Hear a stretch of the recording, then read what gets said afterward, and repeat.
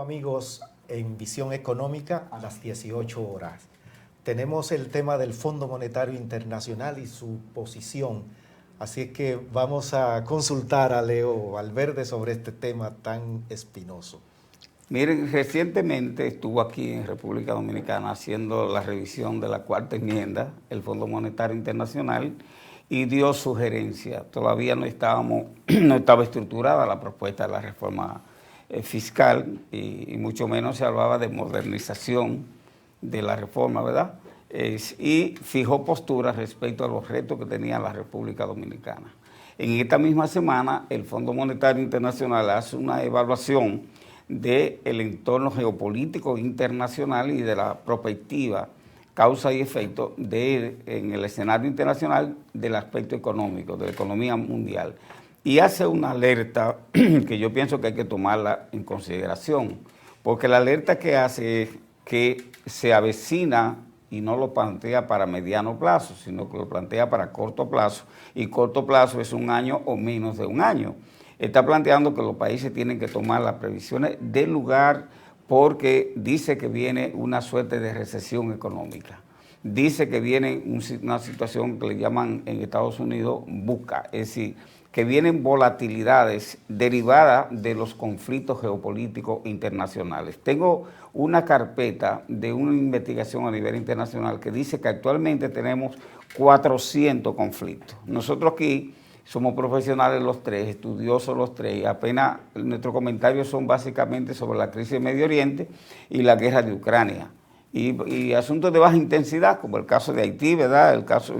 Hay 17 conflictos que nosotros conocemos en África. 17, pero la agenda internacional dice que hay 400 conflictos, porque lo que tiene que ver con la ruta de la seda ha creado una serie de conflictos que no están en la palestra pública y que tampoco nosotros somos especialistas para dedicarle nuestro programa a eso, porque nosotros venimos a hacer opinión, a hacer análisis, esperando que les sean de utilidad a los televidentes que lo están viendo. Pero hago hincapié en que ciertamente esa coyuntura internacional, que la economía ha estado creciendo muy poco, que ha estado, por un lado, como el caso de la economía norteamericana, que no repunta y que el nivel de inflación y el desempleo no ha habido coherencia entre ambos, eso genera un impacto específico en las economías interrelacionadas con la economía norteamericana.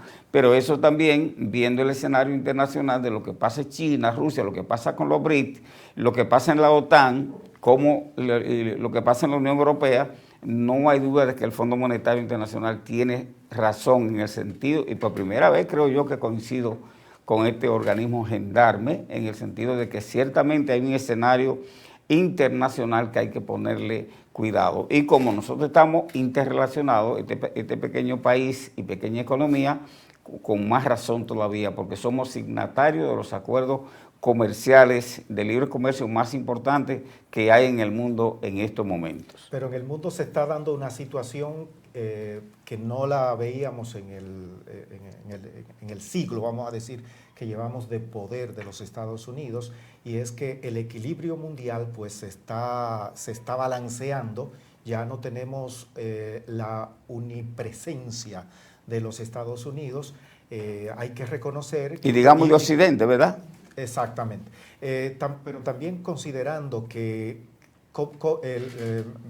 esta semana, lo dijimos la semana pasada, de que el próximo 22 de octubre pues se reunían el grupo bajo la sigla de BRICS, y ese grupo sobrepasa ya el Producto Interno Bruto mundial.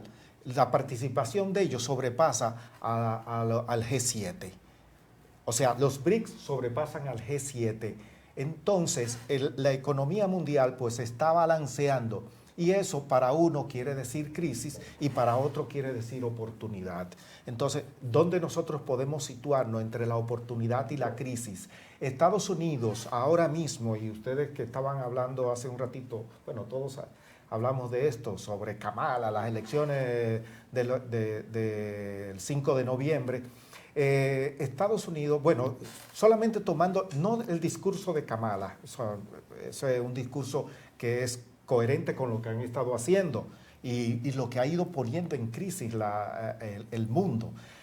También el discurso de Donald Trump, que habla de seguir imponiendo, que si le va a poner restricciones y estas cosas que siempre hacen, los bloqueos, a los países que no acepten el dólar como la moneda de intercambio internacional. O sea, mire por dónde... Esos tiempos ya pasaron a la historia. Mire por dónde anda ese magnate. Bueno, magnate dicen que es un magnate económico, pero... el criterio de poner sanciones, de bloquear, así el mundo no va a caminar. Entonces, está interesantísimo, digo yo, porque es una oportunidad para ver las cosas diferentes. Y nosotros hablábamos la semana pasada de hacia dónde va la economía mundial y cuáles son las reservas que nosotros debemos ir buscando. Nosotros como país, que nuestra reserva está en dólares, y si nuestras reservas solamente están en dólares, ¿a dónde está emigrando la reserva internacional? ¿Por qué el oro llega a 2.700 dólares? La onza. La onza Troy, que es una onza, un número larguísimo. La onza Troy a 2.700 dólares. Eso quiere decir que se está visualizando una situación de crisis que va a llevar al dólar a tener menos capacidad y el oro tener mayor respaldo a monedas internacionales. Miren, este tema que plantea el Fondo Monetario Internacional y que dio origen a esta conversación que estamos sosteniendo, está en la agenda de los BRICS. Es decir, van a discutir también las tendencias de la geopolítica internacional de cara a los conflictos y de cara a esta situación. Esta semana que viene. China, Rusia y la India están en ese proceso, están construyendo una reserva que ya no necesitan dólar para mercadear, por lo menos con una buena franja del mercado mundial. Todavía para comercializar con Europa y Estados Unidos necesitan dólares, pero para otros suplidores lo pagan en yuan y lo pagan en rubro. República Dominicana, como dice Henry, nosotros tenemos alrededor de 14.000 millones de dólares en la reserva y yo abogaría porque hagamos una discusión. Ahora que se cumplen los 50 años de Valdés Alviso al frente del Banco Central. Y que el Banco Central tiene bóvedas. 50 años. Y que el Banco Central, Joaquín Balaguer, le hizo bóvedas al Banco Central para poner divisas en oro. En oro. Pero yo no sé, no preciso la cantidad que había, pero hace 3 años que había una cantidad pírrica respecto a la masa monetaria que está circulando en la economía nacional. Pero es un buen momento, aprovechando los 50 años que cumple don Valdés Alviso en el Banco Central, no quiero decir como gobernador, sino 50 años como servidor público en el Banco Central de la República Dominicana. Yo he tenido mucho conflicto con Valdés Alviso profesionalmente, hasta personalmente he participado en debates donde él ha estado exponiendo y yo he tenido que opinar por no tener coincidencia con su manera de ver el manejo de la política monetaria, pero no dejo de reconocerle, ¿verdad?, dedicar toda una vida a una actividad específica. 50 años. 50 años, bueno, mantenerse. Nuestras felicitaciones. Sí, verdad, es hora de que seamos, boda de plata de que seamos generosos. La gobernación del Banco Central. Debemos ser críticos como nosotros mismos, debemos ser críticos, porque ¿cómo es posible que una persona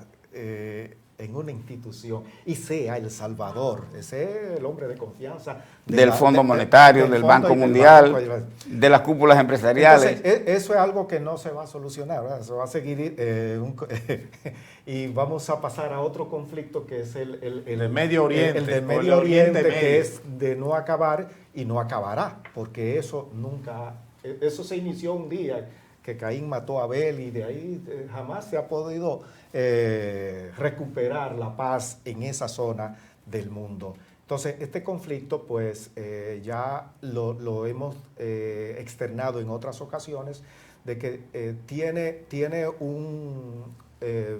muchas aristas, tiene muchos puntos de vista, que no es el religioso, porque Netanyahu no es religioso, él no es confesional, pero es un político. El terrorismo, bueno, ¿qué vamos a decir? Eso es terrorismo de Estado. Entonces, aquí con la tecnología que se está utilizando, que ya pueden llegar específicamente a una persona donde quiera que esté, y darle muerte en ese lugar y grabarlo es un fenómeno que aquí tendríamos que considerarlo. Ahí está Yahya, ¿cómo era el apellido? Sinwar. En el momento en que es ejecutado. Este señor fue el que planificó el atentado, el gran atentado del pasado 7 de octubre del 2023 y cuyas consecuencias pues la estamos viviendo a nivel mundial.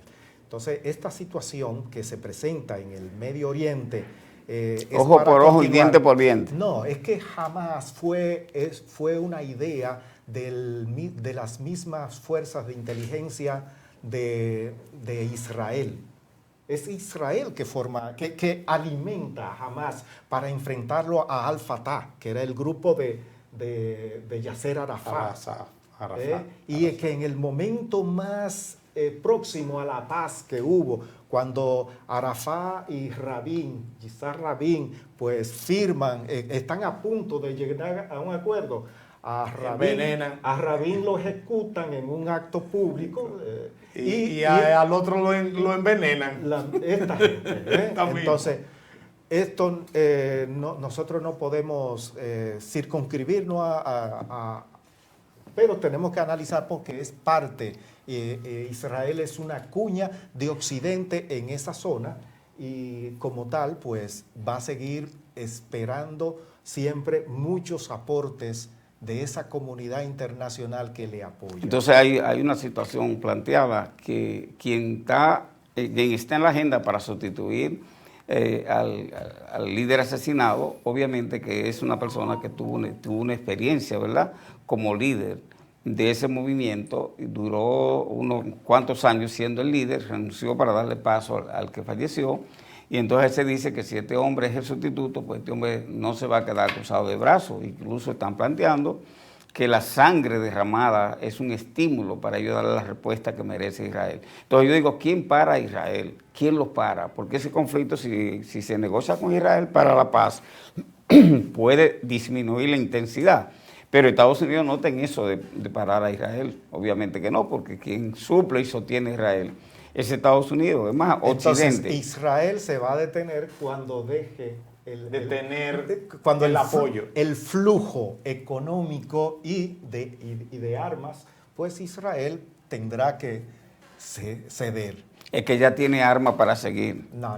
Tiene suficiente. Ese tema también va a discutirse en los BRICS, pero a puertas cerradas. Si no, se va a discutir con la presencia de los medios de comunicación a nivel internacional, porque obviamente que tiene que haber una contraacción, no digo yo bélica, sino en términos geopolíticos, en términos de propuesta para llevar a la OTAN y presionar a la OTAN, pues no hay duda. ¿Qué quiere la OTAN? Que China y Rusia salgan y que entonces entrar a Ucrania y seguir con esa línea de apoyo a Israel. Eso es lo que va a llevar, como dice el Fondo Monetario, es a incentivar el alza en los conflictos bélicos a nivel internacional.